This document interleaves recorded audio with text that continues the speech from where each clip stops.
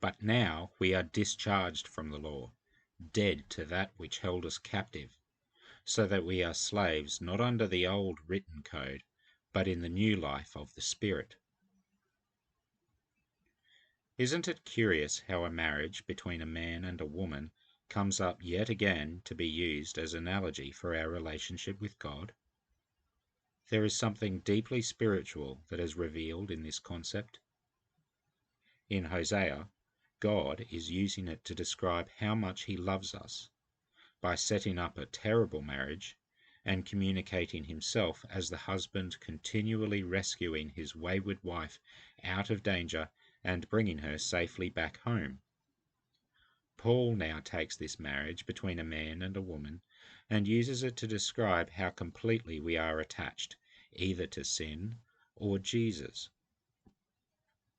In the reading from Hosea, the nation of Samaria is told that their attachment to sin is like a wood-fired oven that burns so hotly it doesn't need refueling. Paul, meanwhile, describes the human attachment to sin as like being married. We must keep before us how powerful sin is, in both its allure and its movement into death.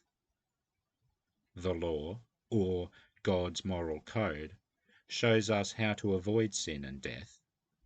But sin takes that knowledge and lies to us by saying we can exercise free will and break that law.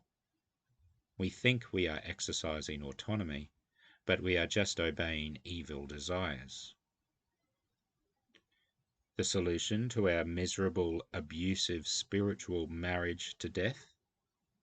Jesus on the cross, killing sin and death, releasing us and wedding us so that we are now married into a loving relationship. Look at our good husband. He humbles himself, even unto death on a cross. He is the good husband, who looks out for the best interests of his wife and cares nothing for the entitlement due him as God. Philippians 2. He only asks that we love him back and stay faithful to him. Now, when we are confronted with the option to sin, we have the freedom to say no. We have a new life, a new purpose, a new lover who is faithful and true.